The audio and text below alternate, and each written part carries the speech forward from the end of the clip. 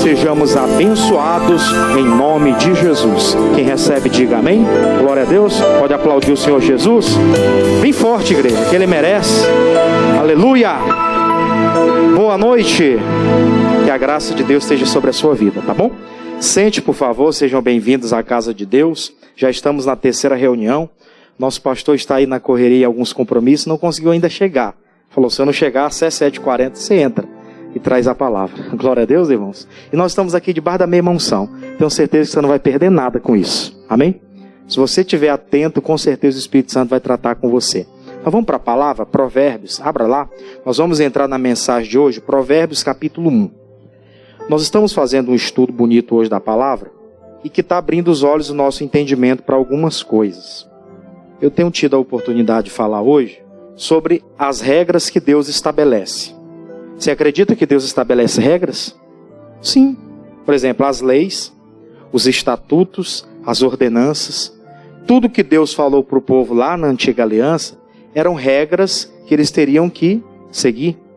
Nos dias de hoje nós temos os mandamentos. O primeiro mandamento é esse: amar a Deus sobre todas as coisas e ao próximo como a ti mesmo. Esse é o mandamento principal. Nós temos esse mandamento conosco hoje. E ele vai falar aqui dentro da palavra sobre as ordenanças que ele determinou ao homem. E quando o homem não obedece àquilo que Deus dá como diretriz para a vida dela, ela está sujeita a sofrer as piores condenações. E não adianta ela querer achar que Deus é mau, que Deus é ruim, porque tudo aquilo que ela vai enfrentar é consequência do que ela plantou.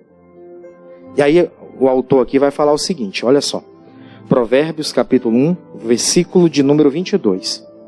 Então vamos ler a palavra. Diz assim: até quando, ó nécios, amareis a necessidade, e vós, escarnecedores, desejareis o escárnio, e vós, loucos, aborrecereis o conhecimento? Convertei-vos pela minha repreensão. Eis que abundantemente derramarei sobre vós o meu espírito, e vos saber as minhas palavras. Mas, porque clamei, e vós recusaste, porque estendi a minha mão, e não houve quem me desse atenção, antes rejeitaste todo o meu conselho, e não quiseste a minha repreensão, também eu me rirei da vossa perdição, e zombarei vindo o vosso temor. Vindo como assolação o vosso temor, e vindo a vossa perdição como tormenta, sobrevindo-vos aperto e angústia. Então, a mim clamarão, mas eu não responderei. De madrugada me buscarão. O que vai acontecer? Mas não me acharão. Porquanto aborreceram o conhecimento e não preferiram o temor do Senhor. Quando a gente lê esses versículos aqui, assim de forma corrida, e às vezes não para ver o contexto geral do que estava sendo tratado, parece até que Deus foi um pouco duro, foi mau. Só que a Bíblia diz que Deus não é mau. O salmista chega a dizer que Deus é bom. Em todo tempo, Deus é bom. E nós falamos isso, né? Deus é bom, Ele não tem maldade. Só que o ser humano, ele recebeu de Deus algumas ordens. Recebeu de Deus alguns mandamentos, alguns estatutos. E pela desobediência do homem, por ele querer burlar a Deus, infelizmente o homem vai sofrer algumas situações difíceis na vida. E quando isso acontecer, não adianta ele achar que isso é obra do acaso.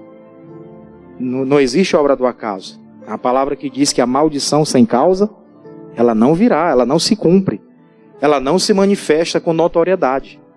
Para aquilo se realizar ou se manifestar com força na vida de alguém, tem que ter um porquê. Nada na vida vive sem resposta. Tudo tem resposta. Até para as piores situações.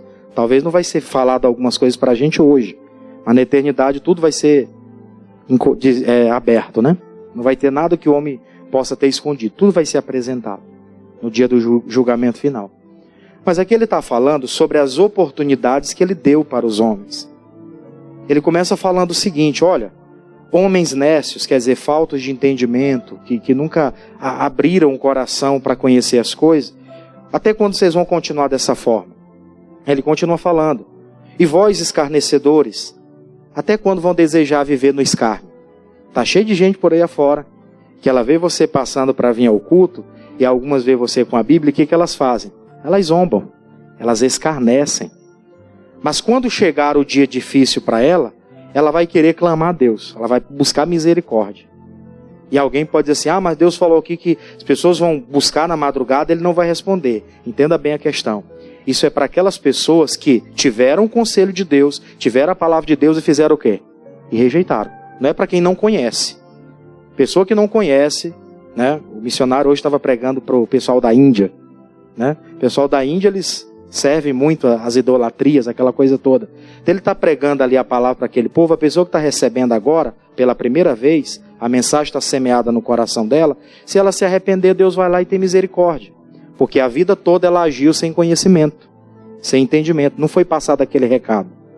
Mas ele está falando aqui que quando algumas pessoas vierem até ele rirá-se dela. Ele vai olhar para ela e até vai zombar do sofrimento dela. Pastor, o que é isso? Verdade. Pessoas que receberam de Deus uma palavra e não querem praticar, não querem obedecer, quando acontecer tal coisa, ela pode ficar ciente de que nem sempre ela vai ser respondida. Existe a misericórdia de Deus, mas não podemos confundir a misericórdia. Nem sempre Deus é obrigado a responder a alguém estando ela em pecado. Muito pelo contrário, ele ainda falou, se alguém está em pecado, esse tal não está nele. E a Bíblia diz, as nossas iniquidades fazem essa separação entre nós e o nosso Deus. Por causa da iniquidade, do erro que a pessoa pratica, e ela não dá o braço a torcer, ela não obedece. Ela sabe o que é certo, mas ela prefere fazer o quê? O errado. Tem gente que sabe o que é certo, irmão. Tem gente aí que está orando por familiares se converter. Nosso propósito é esse, orar aqui pela família. Eu quero meu irmão convertido, meu fulano de tal convertido. Mas aquela pessoa um dia já ouviu falar da palavra. E hoje quando ela ouve, quando é tratado aquele assunto com ela até fica chateada. Eu já sei disso aí, não quero nem saber. Vocês vivem a vida de vocês que eu vivo a minha. Não é assim que muitos falam? É assim que eu conheço muitos. Aí quando eles estiverem no aperto, eles chegam e falam, nos ajude, estou passando por tanta luta. Deus é obrigado a responder ela? Pelo que está escrito aqui, não. Deus deixa muito claro, voltando lá, versículo de número 27. Vindo como assolação o vosso temor, e vindo a vossa perdição como tormenta, sobrevindo sobre vós aperto e angústia, então a mim clamarão, mas eu não responderei. De madrugada me buscarão, mas não me acharão. Alguém pode perguntar, então por que adianta pregar para as pessoas? Adianta, porque se ela se arrepender de verdade e tomar decisões, ela vai ser socorrida. Mas você sabe qual que é o fenômeno que acontece nos dias atuais? As pessoas não têm temor de Deus, não têm temor da palavra, estão passando por luta. Eu vou orar a Deus para Deus me ajudar. Ela quer uma ajuda para depois voltar a praticar o erro. E o pastor várias vezes já pregou aqui. Deus cura alguém, Deus sara alguém, Deus restaura a vida de uma pessoa para ela servir a quem? A tão somente Ele. Não é para ela voltar para a sua vida mundana, sua vida de pecado. Porque tem muitos que querem uma recuperação do físico, recuperação de alguma enfermidade que ela enfrenta, de algum problema que ela está passando, a solução, para voltar para fazer as coisas erradas. E se não for para servir a Ele não vai fazer. Nós temos o exemplo da sogra de Pedro. Quando ela foi curada lá daquela enfermidade, o que ela fez? Ela foi servir ali a Jesus, ao Pedro, né? Foi servir as pessoas que estavam com ele. Aí você vê, Jesus cura o Bartimeu. O que o Bartimeu queria fazer? Queria ser um discípulo, queria seguir Jesus. Ele curou aquelas pessoas, mas elas tinham o interesse de quê? De servir a Ele. Agora tem muitos outros casos. Você deve conhecer lá daquela parábola dos 10 leprosos. Dos 10, só um voltou para agradecer. Os outros queriam ser curados, queriam ser livres para servir a Deus? Não. Eles estavam ali pedindo misericórdia porque eles estavam numa situação deplorável. Leproso vivia fora da cidade, vivia numa situação aquém. Então eles queriam sair daquela situação que eles estavam vivendo, só isso. Eles não queriam servir a Deus. Tanto é que quando eles são curados, eles viram as costas, seguem o caminho deles. Jesus pergunta, mas não eram 10? Só voltou esse estrangeiro aqui, que era samaritano, né? E os outros, onde estão? Possivelmente voltaram para a gandaia. Voltaram a fazer coisa errada. Possivelmente tinha uns lá que viviam na prostituição, voltaram para a prostituição deles. Outros que trabalhavam fazendo negócios ilícitos, provavelmente voltaram para os negócios ilícitos. Isso aqui sou eu que estou mentalizando. Só para você entender a coisa. E ali eles viveram na vida errada deles. Não se sabe se voltaram. Esse tipo de gente aí, Deus estabeleceu regra para elas também, e elas não querem saber de obedecer.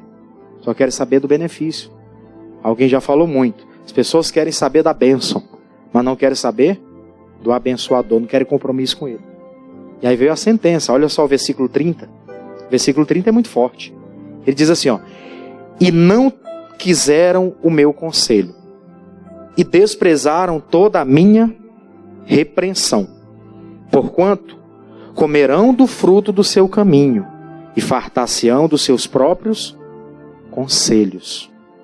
Deus quis aconselhar, Deus quis fazer alguma coisa por eles, ensiná-los como eles deveriam andar na caminhada, pois eles decidiram andar pelos seus próprios conselhos.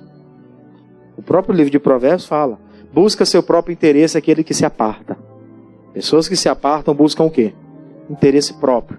Eles não querem saber de conselhos superiores. Muita gente está vivendo por aí sozinho, independente de Deus. Na hora que ele estiver no aperto, ele vai vir para querer ser dependente de Deus. E ele chega no culto hoje, ele quer que hoje o problema dele seja resolvido. Ele não entende que ele tem que perseverar, que ele tem que mostrar para Deus que agora ele se converteu de verdade. Que Deus ele vai olhar para o coração. Nós homens vamos olhar para a pessoa aqui fisicamente. Agora Deus olha para onde? Para o interior do homem. E vai ver se aquilo é verdade ou se é mentira. Ou se é só por um tempo. Eu já estive em vários lugares, tive a oportunidade de ficar em algumas igrejas. Já foram umas 10 em média. Umas 3 meses, outras 8 meses. Só teve uma que eu passei 4 anos. As outras foi só 10 meses, 11 meses, menos do que isso. Mas eu me recordo que pessoas chegaram à igreja com problemas sérios. Problemas difíceis. Chegaram: pastor, estou numa situação muito difícil, o senhor me ajude. Eu estou muito angustiado, aconteceu isso, aconteceu aquilo. A pessoa traz a pessoa para perto, conversa, orienta, traz a palavra. Às vezes a pessoa está com um familiar doente, hospitalizado, visitamos 1, 2, 3, demandamos tempo na casa da pessoa, às vezes aconselhando, acompanhando. Depois que as coisas estão tudo bem, tudo tranquilo, o que ela faz? Não, tá tão corrida esses dias. Aí começa. Quando você vai ver, a pessoa está com a vida toda derrotada de novo. Elas só queriam sarar o tempo, o momento que elas estavam vivendo. Elas não queriam compromisso. Elas não queriam obedecer às regras estabelecidas pelo seu Criador. Elas só queriam viver ali livre. Elas acham que o preço delas, viver essa liberdade que o mundo prega aí, é um preço assim, acessível. Não é não, o preço é a eternidade sem ele. Se elas não tomarem uma decisão. Por isso não podemos ter medo de falar a verdade para os nossos familiares. É claro, com sabedoria, né? Não vamos pregar que eles vão para o inferno. Se pregar diretamente assim, aí eles ficam com raiva. É ou não é? Temos que ter toda uma sabedoria para falar. Mas com entendimento. E eles vão ser alcançados. Se eles não quiserem, aí eles se responsabilizam. Salvação é algo individual, é algo particular. A pessoa que tem que tomar a decisão. Aí, na continuação, ele falou, 31. Portanto, comerão do fruto do seu caminho, e fartar-se-ão dos seus próprios conselhos. Não quiseram o conselho de Deus. Porque o desvio dos simples os matará, e a prosperidade dos loucos fará o quê? Os destruirá. Muito recurso na mão de quem não sabe lidar, só dá erro, só dá problema. Muito recurso na mão de quem não sabe onde aplicar, só dá problema. Por isso que quem está servindo a Deus, que vai chegar a esse patamar de receber muita coisa nas suas mãos, tem que criar estrutura para isso. Criou estrutura, você sabe que vai fazer, direcionado por Deus, aí você está pronto para receber. O ímpio, que não tem compromisso com a palavra, ele recebe tanta coisa, você vê, é tudo desperdiçado. Aquilo na mão de alguém inteligente faria uma diferença muito grande para a sociedade, não só para ele. Aí no 33, para terminar essa parte, mas o que me der ouvidos, habitará de que forma? Seguramente, e estará descansado do temor do mal. Isso aqui é resposta para a gente hoje. Quem der ouvidos, quem está obedecendo às regras estabelecidas por Deus, pode ficar tranquilo, pode ficar seguro. Não tem mal que venha lhe atormentar. Às vezes até uma enfermidade, um problema que se levanta, aquilo não vai tirar a sua paz. Você está ligado com Deus, Ele é uma rocha firme. Você está fixado nessa rocha. Ainda que a terra venha estremecer, você tem aonde se segurar. Ele é o seu socorro, que vai te dar segurança nessa batalha. Aí eu queria que você deixasse aqui Salmos 81. Vamos lá? Antes de Provérbios, é os Salmos. Salmo de número 81. Olha que orientação linda aqui da palavra de Deus. Olha só. 81 é o Salmo. O versículo que nós vamos estudar é o 11. A Bíblia diz que ele só repreende ao filho que ama. E nessa ocasião, esse salmo aqui, o salmista conta de uma repreensão que Deus deu a Israel. E o Israel dos dias atuais somos nós. Glória a Deus, irmãos. Somos nós, somos eu e você. Somos o Israel da atualidade. 81 é o capítulo, o versículo é o 11. Vamos estudar a partir do 11. O que ele diz aí? Mas o meu povo não me quis ouvir a minha voz. E Israel não me quis. Pelo que eu os entreguei aos desejos do seu coração. E andaram segundo os seus próprios conselhos. Ah, se o meu povo me tivesse ouvido. Se Israel andasse nos meus caminhos. Em breve eu abateria os seus inimigos e voltaria a minha mão contra os seus adversários. Os que aborrecem ao Senhor ter-se-lhe-iam sujeitado, e o tempo deles seria eterno. E eu o sustentaria com o trigo mais fino e o saciaria com o mel saído da rocha. Veja que promessa linda aqui. Ele está tratando aqui de como ele resgatou o povo da escravidão do Egito, o povo israelita, como tirou eles daquela situação que eles estavam vivendo e trouxe para a liberdade. Enquanto eles eram livres, ao invés de dar continuidade a servir ao Senhor, a obedecer às suas regras, aos seus mandamentos, aos seus estatutos, o que o povo de Israel fazia, vira e mexe, né? Todo tempo eles estavam fazendo. Eles serviam a Deus durante um tempo, quando ele tinha uma liderança eficaz, que tinha aquele temor de colocar o povo para orar, tinha os dias dos cultos, tinha aquela consagração, tinha o dia determinado do Senhor, a festa da Páscoa. Quando tinha uma liderança que fazia esse tipo de trabalho, eles estavam firmes. Mas quando algum rei, que não tinha assim muito conhecimento de Deus, e que não tinha muitas experiências com Deus, o que eles faziam? Se voltavam para as idolatrias. Aí eles começavam a viver a mesma situação. Era aquele velho percurso que eles correriam, né? Novamente. E só mudava as gerações, mas o povo era o mesmo povo, né? Mudava a geração, mas ali vinha a descendência daquele mesmo povo. Todo o tempo. Enquanto uma liderança tinha compromisso com Deus, eles também tinham. Mas a liderança, o rei de Israel, não estava muito ligado com Deus, pois aí eles caíam de novo. E eles viviam naquele ciclo vicioso. E tem muita gente que ela não criou essa independência para viver só ligado com Deus. Ela só serve a Deus quando ela tem alguém para ajudar ela. Isso é muito perigoso, irmãos. Todos nós que servimos a Deus, temos que atentar para a palavra de Deus e servir a Ele independentemente dos outros. Eu já conheci casos de pessoas que se a esposa não vier para o culto, o marido não vem. Ou vice-versa. Não, meu filho não está mais vindo na igreja, também não veio. Aí a Bíblia chega a dizer, é melhor serem dois do que um, porque se um cair, o outro faz o quê? Levanta, isso não é só para o casal. Isso é de forma geral, no contexto geral. Família, né? Está ali o homem, está ali o pai junto com o filho, a mãe e as outras filhas não são convertidas, mas o filho não está muito bem não, mas o pai está firme. Pastor, até ora pelo meu filho, ele estava vindo, agora ele desanimou, ajuda ele em oração, se o senhor puder falar com ele, orientar, trazer uma palavra que eu não estou conseguindo trazer, glória a Deus. Mas tem pessoas que fazem o quê quando recebe uma luta como essa? Desanima também. Ah, não tem ninguém para ir comigo, estou desanimado. Aí erra, aí cai também. Vive na dependência de quem? De outros. Deus estabeleceu regras para ela obedecer, pois ela desobedece às regras de Deus, porque ela está seguindo alguém. Porque ela vive baseada em alguém. Israel estava vivendo assim. E Deus fala, se eles tivessem entendido, se eles tivessem me observado, me quisessem de verdade, eu pegaria os inimigos deles e derrotaria todos os seus adversários. Eles iriam viver em paz. Mas como eles não quiseram, eu deixei eles viver por conta própria. Eles quiseram seguir os seus próprios conselhos, então viva dos seus próprios conselhos. É isso que muita gente faz.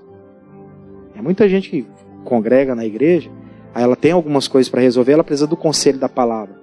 E tem casos que ela tem que falar com a liderança espiritual dela, que vai orientar de acordo com a palavra, já que ela está em dúvida.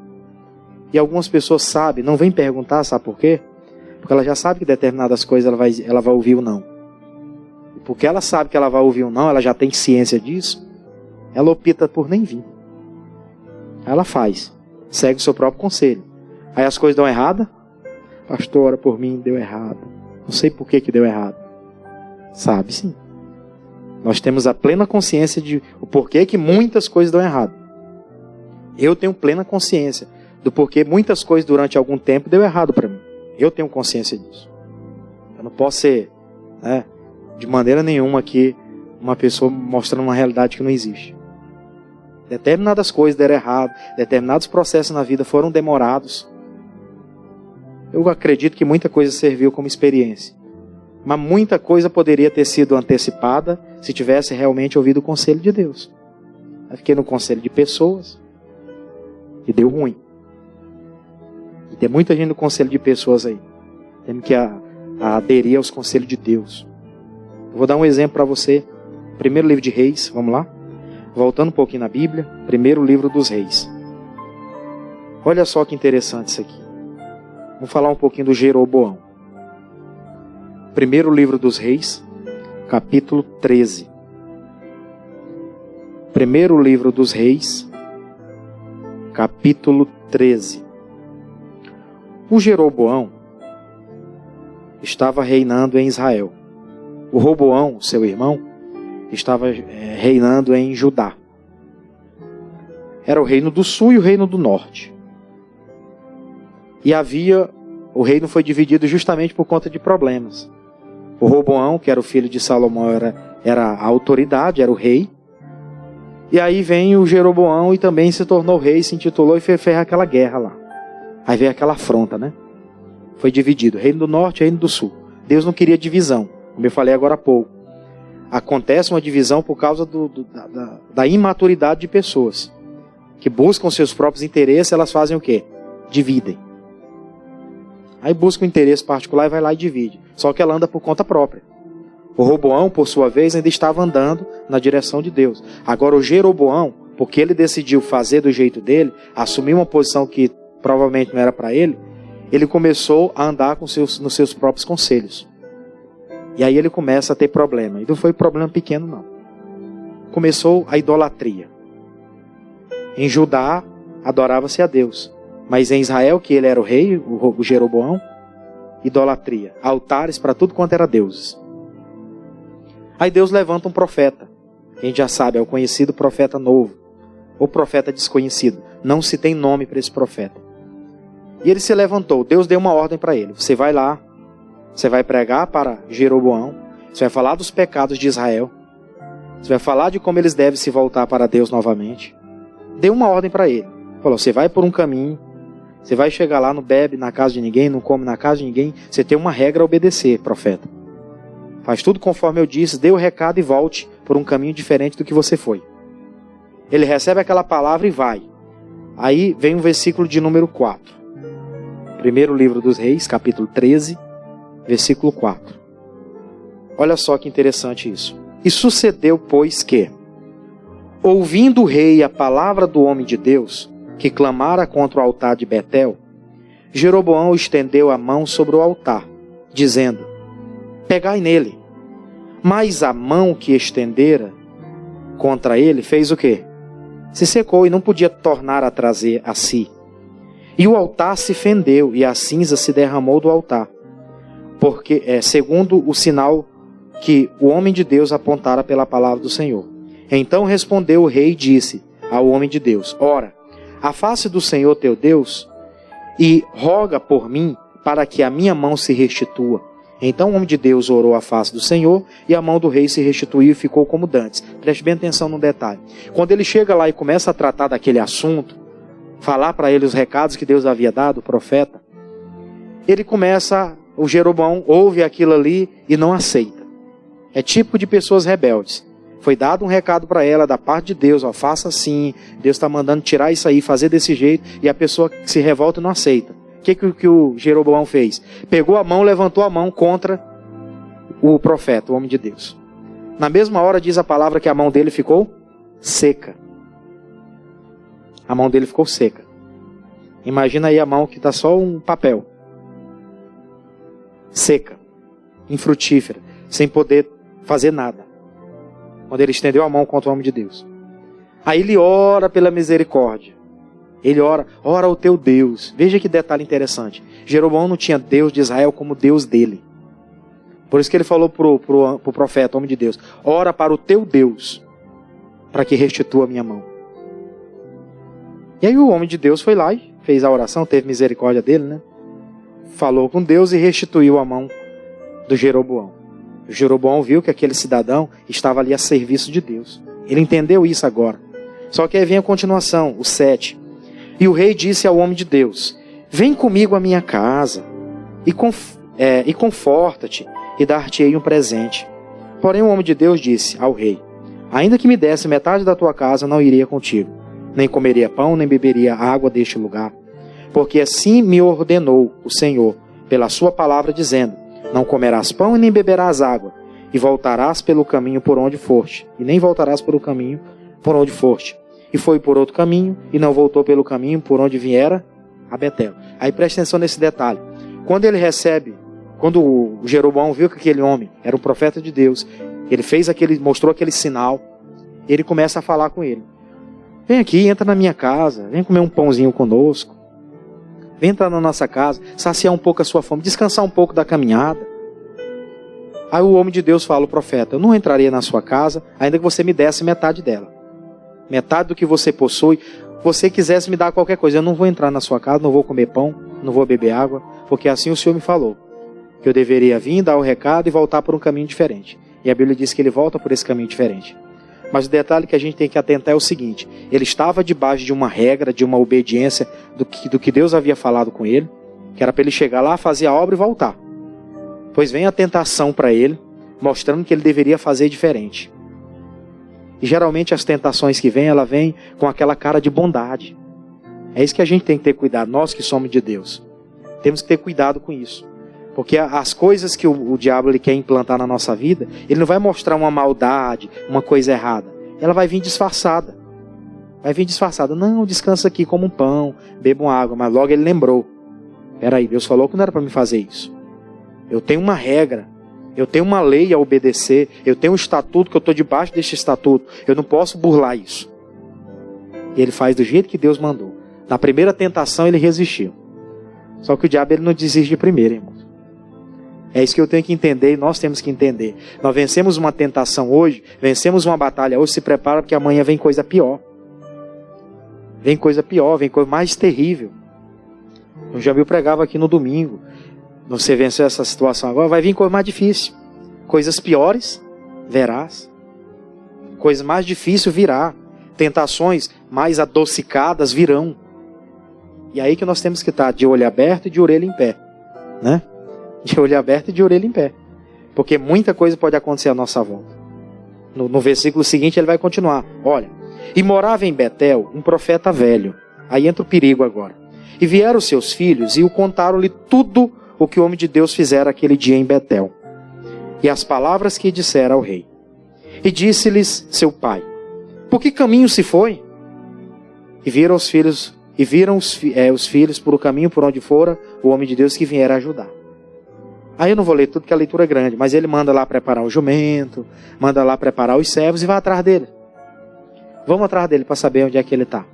Aí vem a continuação, 15. Então disse, depois que ele encontrou ele, você é o homem de Deus? Ele falou, eu sou o homem de Deus. 15. Então lhes disse, vem comigo à minha casa e faz o quê? E come pão. Primeiro, a tentação foi basicamente idêntica à que ele sofreu anteriormente.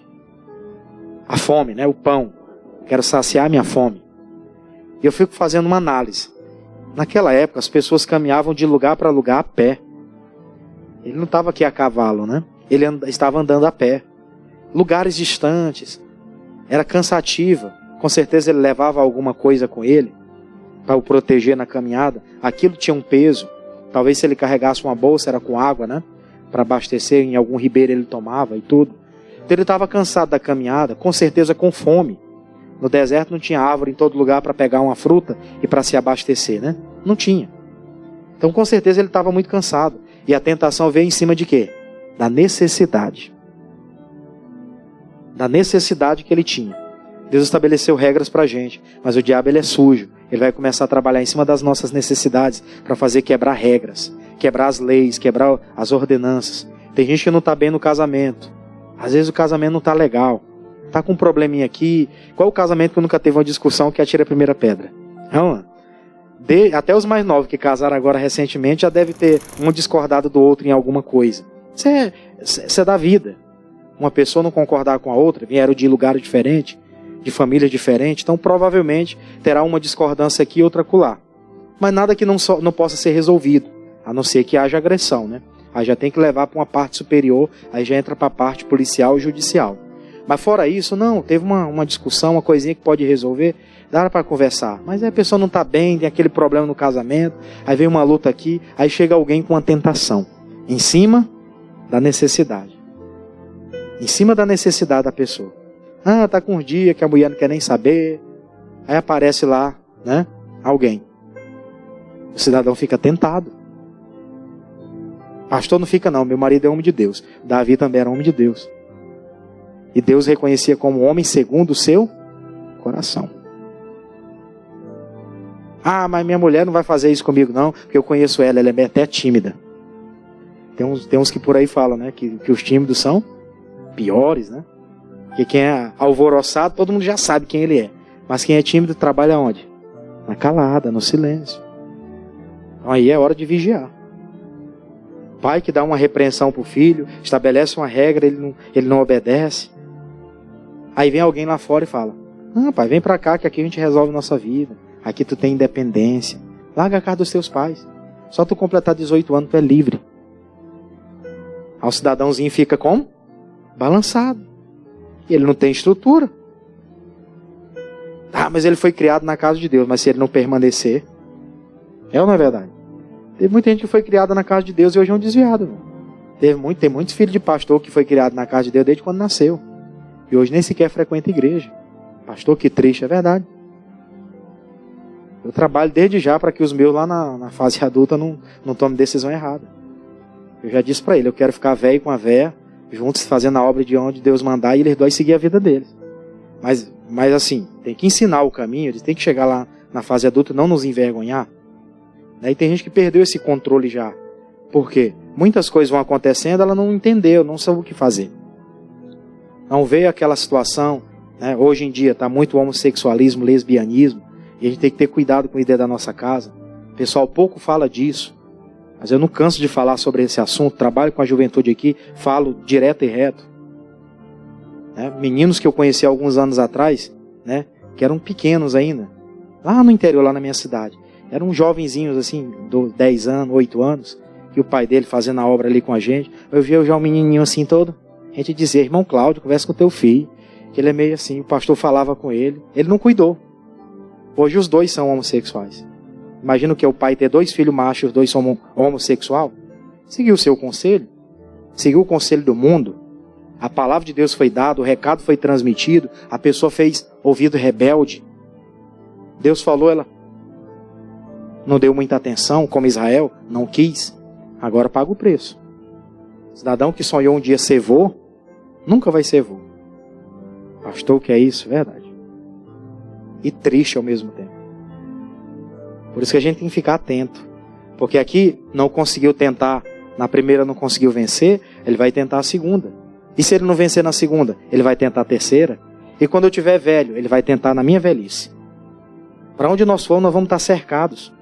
Ele veio atrás, começa a falar, come pão comigo. No 16 ele diz, porém ele disse, não posso voltar contigo, nem entrarei contigo, e nem tampouco comerei pão, nem beberei contigo água neste lugar. Porque me foi mandado pela palavra do Senhor, ali nem comerás pão, nem beberás água, nem tornarás a ir pelo caminho que foste. E ele disse, também eu sou profeta como tu, e um anjo me falou pela palavra do Senhor, dizendo, faze voltar contigo à tua casa, para que coma pão e beba água. Porém, mentiu-lhe. E voltou ele, e comeu pão na sua casa, e bebeu água. E sucedeu que, estando eles à mesa, veio a palavra do Senhor ao profeta que tinha feito voltar. E clamou ao homem de Deus que viera de Judá, dizendo, assim diz o Senhor, visto que foste rebelde à boca do Senhor, e não guardaste o mandamento que o Senhor teu Deus te mandara, antes voltar-te, comer-te pão e beber-te água nesse lugar que te dissera, Não comerás pão nem beberás água, o teu cadáver não entrará no sepulcro dos teus pais. E sucedia que, depois que comeu o pão e depois que bebeu água, albardou ele o jumento para o profeta que o fez voltar. E foi-se, pois, um leão o encontrou no caminho e o matou. E o seu cadáver estava lançado no caminho, e o jumento estava parado a ele, e o leão estava junto ao cadáver. Eu sempre comento, né, em algumas oportunidades, eu vi o pastor Jamil já comentar, entre o jumento e o ser humano, quem é mais apetitoso, quem tem mais carne? É claro que é o jumento. Mas o leão preferiu quem? Preferiu ele. Né, que tinha mais osso do que carne, provavelmente, né? E naquela época as pessoas não tinham essa fofura que a gente tem, né? Principalmente quem morava no deserto. Eu estava fazendo uma pesquisa. Os homens, eles não tinham essa estrutura que a gente tem. Eles geralmente eram homens finos. Você vê o Eli, que era o profeta, que ficava mais na casa do Senhor, que não saía para fazer muita coisa. Ele vivia na casa do Senhor. A Bíblia fala que ele era forte, né? Gordo. Ao ponto que ele sentou numa cadeira e lá de cima ele quebrou a cadeira e caiu, né? Morreu com o pescoço quebrado. Mas a maioria das pessoas, elas tinham essa postura fina, né? Então, só para você entender a questão, a palavra do Senhor depois veio, a sentença veio para ele. Porque você não obedeceu a regra que foi determinada, agora vem a sentença. E que triste, irmão. Jesus está voltando, as coisas estão acontecendo dia a dia. E muita gente está dando atenção às outras coisas, está esquecendo as regras, aos estatutos e às ordens de Deus. Que Deus abra os olhos do nosso entendimento e que a gente consiga passar esse recado para a nossa casa. De seguir as regras.